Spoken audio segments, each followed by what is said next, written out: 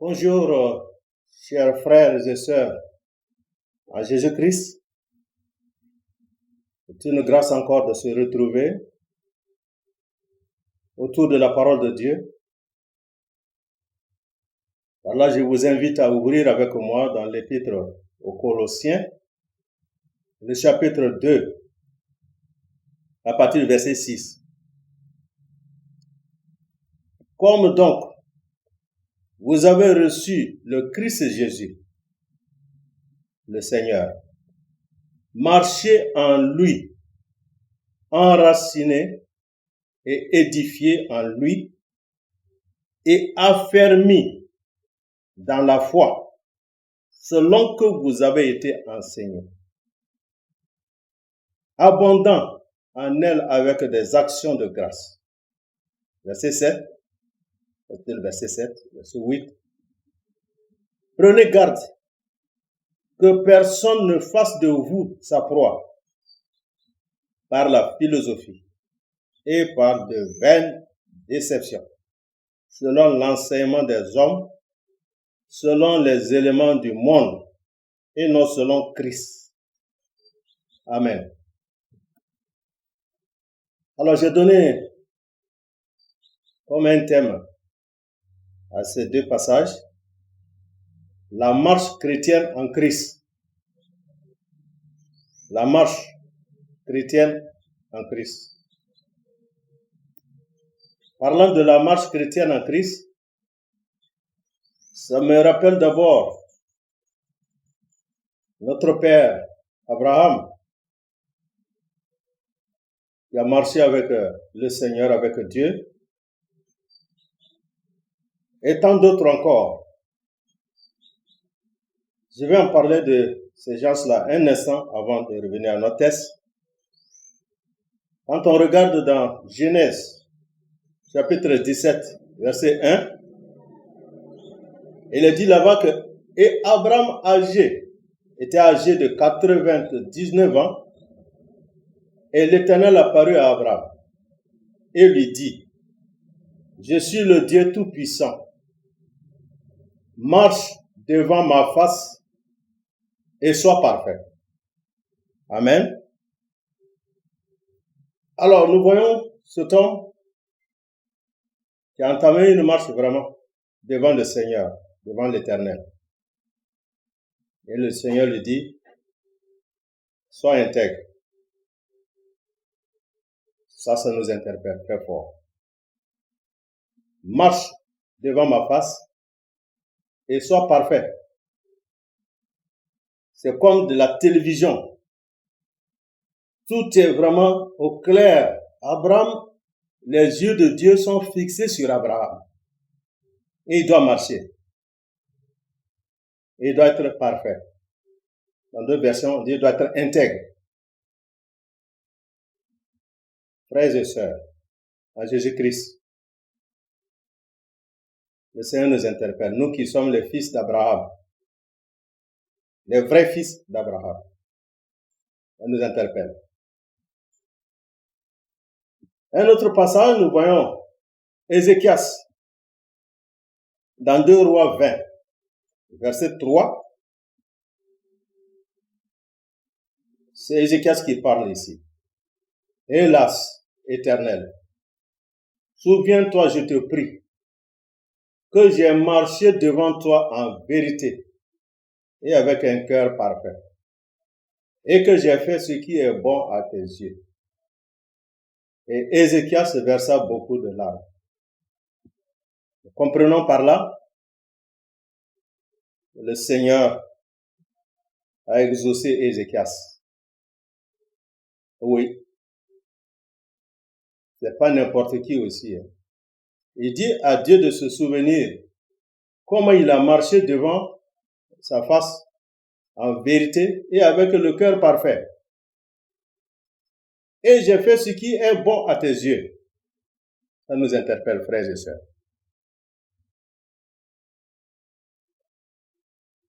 Un autre homme de la foi dans la Bible, Enoch, qu'on connaît très bien, son histoire, se trouve dans Genèse 5, le verset 24. Et Enoch marchait avec Dieu. Et il ne fut plus, car Dieu le prit. Amen. Voilà quelqu'un qui a marché avec Dieu. Et Dieu l'a pris. Et quand nous descendons un peu en Hébreu, on voit encore ce que Hébreu parle de lui. Hébreu 11, verset 5. Par la foi, Enoch fut enlevé pour qu'il ne vit pas la mort. Et il ne fut pas trouvé parce que Dieu l'avait enlevé. Car avant son enlèvement, il a reçu le témoignage d'avoir plu à Dieu. Amen. Gloire au Seigneur. Très important ici. Avant son enlèvement, Enoch a été averti qu'il plaît vraiment à Dieu. C'est ça nous interpelle. Amos 3.3, on connaît ça très bien. Deux hommes marchent-ils ensemble s'ils ne sont pas d'accord? Est-ce que nous pouvons marcher avec le Seigneur Jésus si vraiment nous ne sommes pas d'accord avec lui, si nous n'acceptons pas ses principes? Voilà quelques gens qui ont marché véritablement avec le Seigneur. Et l'apôtre Paul, dans Colossiens, nous interpelle ici que nous aussi, comme nous avons reçu le Seigneur Jésus-Christ, alors nous devons marcher avec lui. Nous devons être enracinés en lui, édifiés en lui et affermis dans la foi et finalement abonder vraiment en action de grâce. La marche avec le Seigneur Jésus-Christ, il faut du sérieux dans notre conduite et la fermeté de foi en Jésus-Christ. Si nous avons reçu Christ par la foi, nous devons marcher en lui maintenant d'une manière habituelle et continue. Marcher en Christ implique une communion intime de l'âme avec le Seigneur, dans la conscience que nous sommes unis à lui. Amen. C'est ça.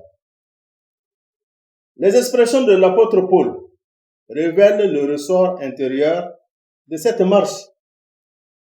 Nous en venons à nos 4 points.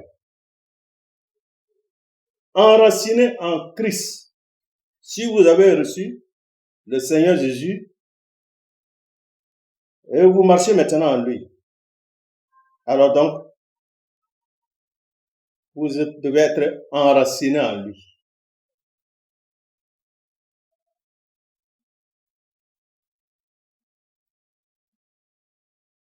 L'enracinement en Christ est comparé à un croyant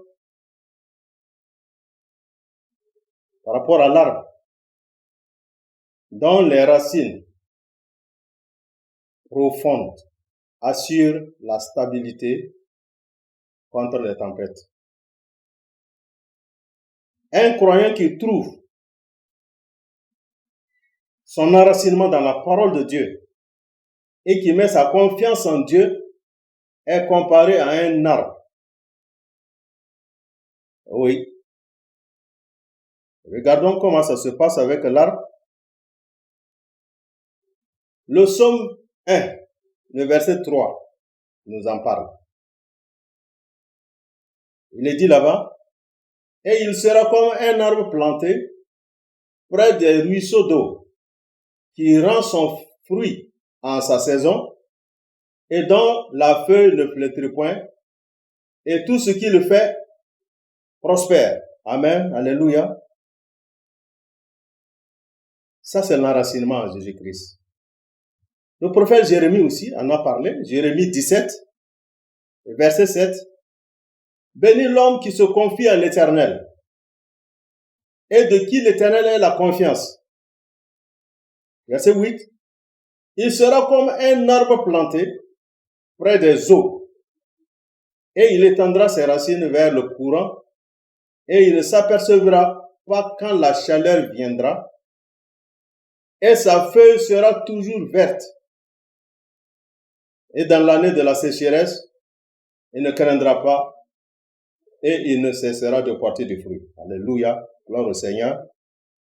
Bien-aimés frères et sœurs, chers internautes, chers amis, très important pour nous qui avons reçu Jésus-Christ, et le Seigneur nous interpelle comment on doit marcher avec lui. Comment on doit marcher avec lui? Alors on doit être enraciné d'abord. On a compris l'enracinement par rapport à un arbre. Quand vous voyez un arbre bien qui porte des fruits, dont les feuilles sont bien vertes, il se passe quelque chose en bas, en dessous. Ces racines s'en vont jusqu'en plus profondeur. Alors là, cet arbre, il tiendra. Amen. Deuxième élément, l'apôtre Paul dit encore, après l'enracinement, vous êtes édifiés en Jésus-Christ, l'édification. Ça nous fait comparer un peu à Matthieu 7, verset 24. Matthieu 7, verset 24, à une maison. Je lis, quiconque donc entend ces miennes paroles et les met en pratique, je le comparais à un homme prudent qui a bâti sa maison sur le roc. Verset 25. Et la pluie est tombée, et les torrents sont venus. Les torrents sont venus, le vent a soufflé, et ont donné contre cette maison, et elle n'est pas tombée, car elle avait été fondée sur le roc. Amen. Merveilleux. Une maison qui est fondée vraiment, qui est vraiment enracinée en Jésus-Christ, c'est le fondement qui compte. Quand vous voyez les maisons qui résistent à beaucoup de tempêtes, à beaucoup de calamités, nous sachons vraiment que on a creusé. Avant de poser cette maison, on a creusé bien, avant de poser la maison. C'est ça le roc, fondé sur le roc. Le troisième élément que l'apôtre Paul interpelle les Colossiens, comme il nous interpelle aujourd'hui encore, être affermi dans la foi. L'affermissement dans la foi. Christ aussi est le fondement de notre foi pratique et l'encre de nos âmes pour que nous résistions aux fausses doctrines qui sont comparées aux tempêtes qui frappent les arbres de la maison. Nous sommes fortifiés dans la foi au moyen de l'enseignement de la parole de Dieu que nous avons reçu par le Saint-Esprit. Selon que son onction nous enseigne, nous demeurons en Christ. Regardons 1 Jean, chapitre 2, verset 27. Et pour vous, l'onction que vous avez reçue de lui demeure en vous. Et vous n'avez pas besoin que personne vous enseigne. Mais comme la même onction vous enseigne à l'égard de toutes choses, et qu'elle est vraie et n'est pas mensonge. Et selon qu'elle vous a enseigné, vous demeurez en lui. Amen. Mon frère, ma sœur, cher internaute, tu as reçu l'onction. Il n'y a pas quelqu'un d'autre qui va t'amener de la fausseté, tu vas accepter. Puisque c'était ce danger-là qui guettait les Colossiens, comme ce danger qui nous guette aujourd'hui. Les fausses doctrines qui sont représentées comme la tempête. Ah oui, les hérésies. Voilà. Nous devons comprendre ces éléments-là. Le quatrième élément, être rempli maintenant de la reconnaissance. Comme il est dit dans Colossiens, chapitre 2, là, à la fin du verset 7, abondant en elle avec des actions de grâce. Amen. Ah oui. Vraiment, un cœur consolé, une intelligence spirituelle éclairée et une marche soigneuse conduisent ainsi à une louange incessante envers Dieu. Amen. Ça, c'est merveilleux. Parce que si, effectivement, notre cœur est vraiment consolé en Jésus-Christ, nous avons une intelligence spirituelle bien éclairée, nous avons une marche soigneuse, alors on ne fait que vraiment être toujours dans une louange incessante. C'est ce que l'apôtre Paul disait encore aux Philippiens, réjouissez-vous toujours dans le Seigneur, je le répète, réjouissez-vous. Qu'est-ce qui peut t'amener à te réjouir toujours? C'est ça. Parce que tu n'es pas seul. Ta marche est avec le Seigneur. Comme nous avons vu Abraham, nous avons vu Ézéchias, nous avons vu également David et tant d'autres. Enoch, il a marché 300 ans. Et puis il n'a plus été. Dieu l'a enlevé. Lui-même dans son cœur, le Saint-Esprit, l'Esprit le révèle qu'il plaît vraiment à Dieu, que sa marche plaît à Dieu. C'est ça qui nous interpelle. Est-ce que notre marche plaît vraiment au Seigneur? Est-ce que vraiment quand Dieu, Jésus nous regarde, ça va? Est-ce que ça marche? Nous devons y penser. À l'apôtre Paul,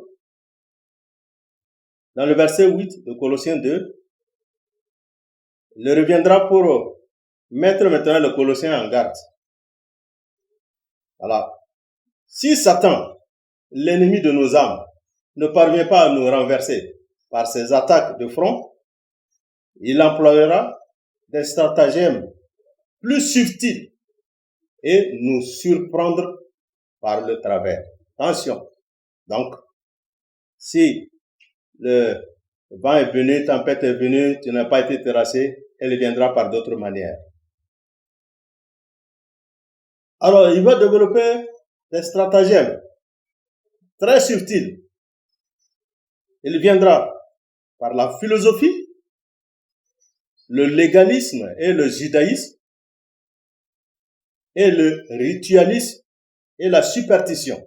Ça, c'est des éléments très subtils, frères et sœurs. Chers internautes, prenons vraiment garde. Ce danger guette chacun de nous aujourd'hui encore. Nous comprenons ça très bien. Et nous devons être bien avertis pour ne pas tomber dans le piège.